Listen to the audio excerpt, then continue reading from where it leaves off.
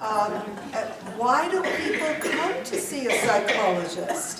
What is it all about?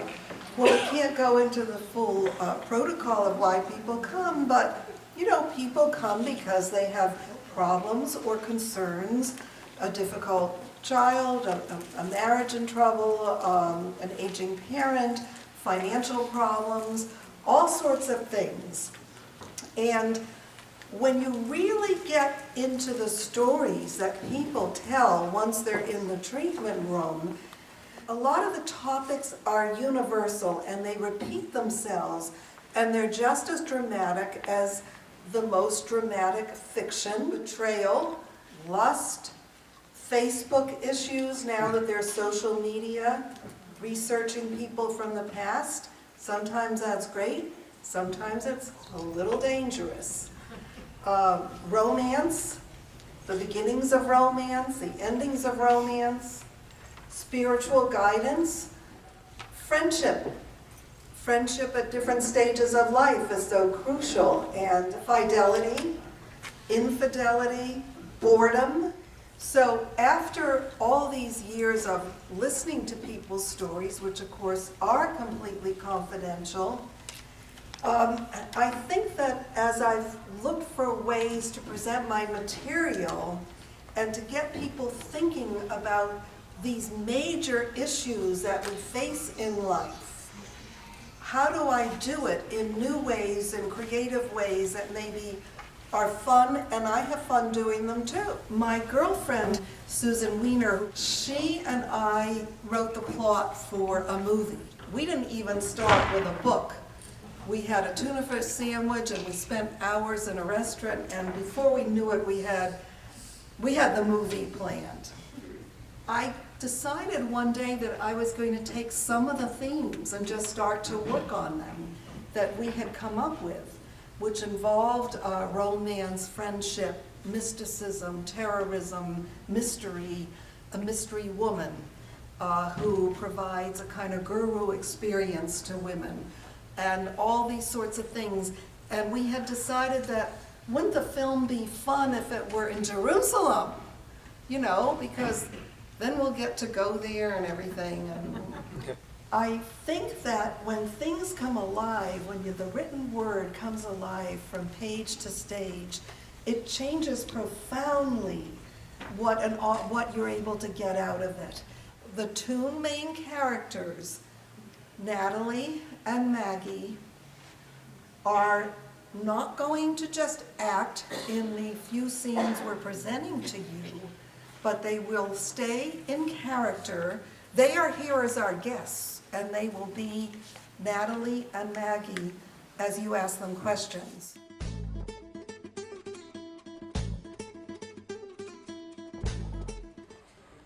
Maggie, have you told me all your secrets? Ah, who cares? Anyway, I don't know. Have you told me all of yours? I think so. You're the only person on Earth who knows almost as much about me as I do. And maybe you know even more because you can see me from the outside in, and I can only see out. Okay, you just lost me there. Remember, I majored in dating and getting C's while you chose psychology as your major. Anyway, I'm thinking of one small secret that maybe I didn't tell you. What? Sometimes I feel bored with David. I mean, I feel like something is missing from my life. I don't know what it is. Maybe a kind of energy. Well, do you love David? Oh, yeah, I think so, but sometimes our relationship feels like a 2-day-old bottle of soda pop. Did you ever cheat on him? No! Are you crazy? Okay. Don't get angry with me. I almost cheated too, but, well, not two, but my husband is completely different. He didn't have my best interests at heart, and David has your back. You're right. He does. Maybe I'm just looking for something that has nothing to do with David. Something that feels like it's coming from the outside, but it's really coming from within me. All right, that's, I don't know, too profound again. Come down to earth and give me an example of what you mean. Well, for example, the way we both felt the other night at Mrs. Tannenbaum's house, when everyone was together and joyous and fulfilled and happy and unburdened. It was just wonderful. Yeah, you know, I felt that too. I got it. It was alive, but not anxious. Involved and delighted and moved, but not sad. Maggie, you should be the psychologist, and you don't even have a degree. I don't want to keep this feeling, though, forever. I want that feeling that we had at the home, like that. Wouldn't you like to have that as well? Yes, yes,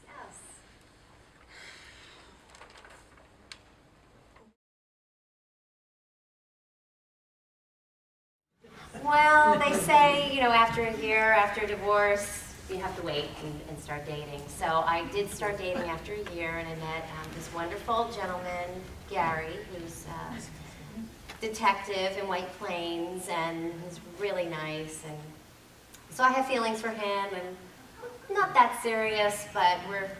He's a keeper. She should hold on to him. Natalie likes Especially him. compared to her husband. He was an abusive kind of guy. Natalie, you had No, you're some right. feelings and thoughts about her husband over the years. Oh, she deserved much better. She's the kind of person that always wants to work things out, thinking that I guess she thought that maybe she could change him, and, but he just really didn't understand her feelings about things, and not a very good communicator, so I'm very happy that she's moved on.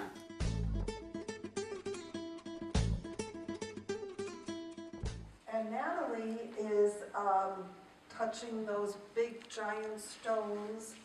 She's decided not to pray since it might be too risky.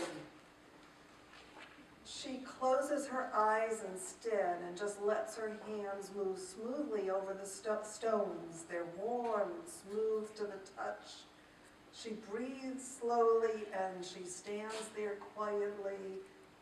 Suddenly, she becomes aware of a small piece of paper that she's accidentally removed from between the stones she was touching.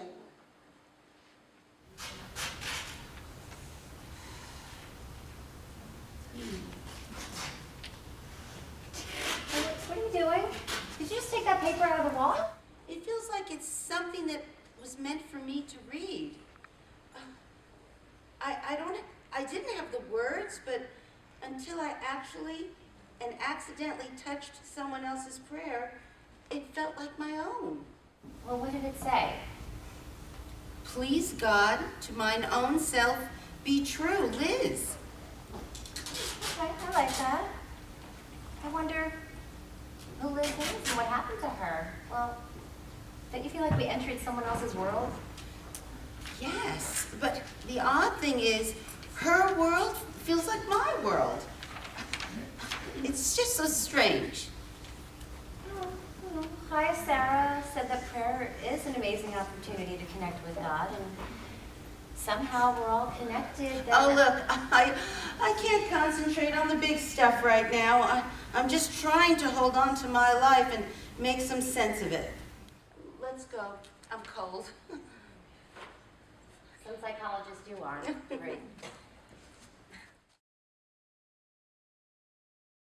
Natalie, maybe you should write down all the things that made you fall in love with David, and all the wonderful things about him, and the things that you enjoyed when you were younger, and some passion that you have that maybe you could share, a dancing class, or whatever it is that you like to do, instead of, don't go meet that other guy.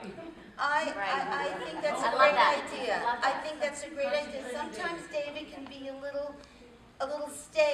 and he doesn't always open up to fun things. But I should be more creative. I think that's a good suggestion.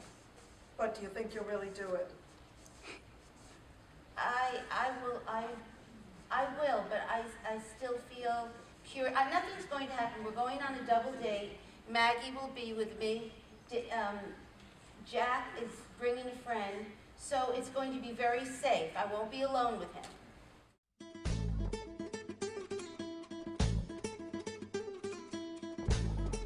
Jack and Natalie walk down a dark alley. There's a familiar stance between them, with his arm lightly around her shoulder.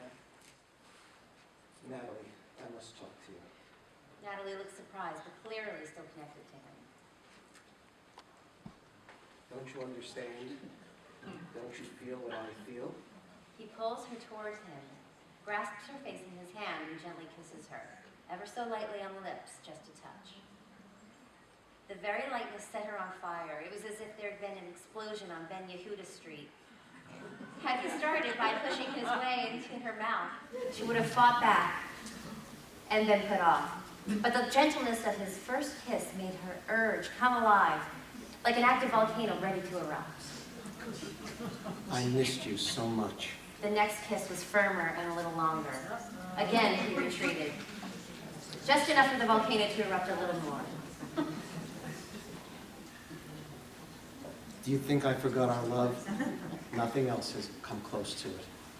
The third kiss had pressure and staying power. And she yielded. Her mouth opened, and she gave permission to the only tongue that has ever touched the inside of her mouth, aside from David's, in the past 25 years. She didn't resist as Jack's arms caressed her back and moved even lower. Time came to a halt. The past had moved forward, and all her cells were determined to stay in the present moment. She was very, very hungry, much hungrier than she'd ever realized a woman could be. I've never forgotten you, and I never will. Natalie pushed herself away, but not completely. That would be too painful. Jack, She pushed herself away. you seem to forget that I'm married and so are you. What you remember is from a long, long time ago. Sometimes things are just meant to be. Anyway, my marriage isn't good. Natalie slowly came back to earth. How many millions of times had women heard a line like that? How many women became the mistress of a man in a bad marriage? Well, my marriage is good. We have to stop.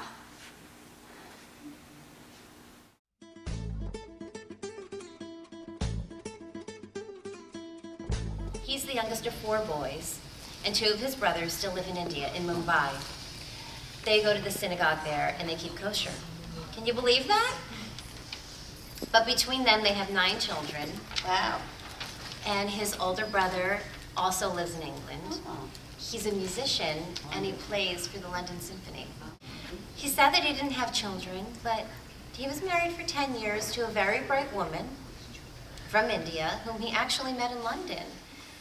She had a big job in a bank and a doctorate in economics. She wasn't Jewish, and he didn't care, but he thought back and realized that one of their conflicts was religion. And he became more interested in Judaism than she found, and she found it boring. So after a while, it seemed like they didn't agree on anything anymore, even food. He's a vegetarian, and she loves chicken vindaloo. You should have seen how intently he listened to my stories about my marriage. I mean, his face was so responsive and caring. And every time I looked into those deep brown eyes, I melted a little more. And when I told him how my ex is giving a 2-carat diamond to that bitch secretary he's engaged to, he looked like, he was gonna cry. No man has ever shown such sincere interest in me before. Then, before I knew it, I was sitting there without my blouse on. Ooh. Who knew? We lay down on giant pillows, and things happened very fast, and then they happened very slowly. Oh, so it was wonderful. I get that. And you're coming back with us. Yes, I am leaving. Raji and I will write and we'll Skype with each other. Now, what about Gary? Remember you left him home in New York, and he'll be waiting for you. I'll see. We'll see. I still like Gary, but let's see how things settle once we're back. I know I can't talk straight or think straight yet, and I'm too over the top for the moment, but even I know there's a part of me that realizes that it would be easier in the long run to get involved with Gary. Raji means a complete change of everything. I'm not sure I'm ready to leave Manhattan and live between London and Jerusalem, but we don't have to decide that right now. Today, we can just flow. And what are you going to do, my dear? Well, actually what I did was I ended up going to the mikveh, and it was fabulous. It was such a spiritual experience, and I felt so much closer to God after having experienced that, and also to David. And the funny thing is, when I came home, David had a little treat. Wow. Only David had a treat? I guess myself too. It was the best thing ever. I think I had a sense of being renewed. And was there something that Chayasira had shared with you, a concept that helped bring everything together? Well, first of all, I was honest with her, and I told her about what happened with Jack. She helped me realize that it's really David that's my soulmate. See, I told you. Yeah, I guess I needed to get there, but somehow the experience at the mikveh, the beauty of it, helped me appreciate the beauty of what I feel with my husband. Well, Maggie will have quite a bit of strain to deal with now having two men in her life. And a lot of that is brought up in Next Year in Jerusalem Part 2.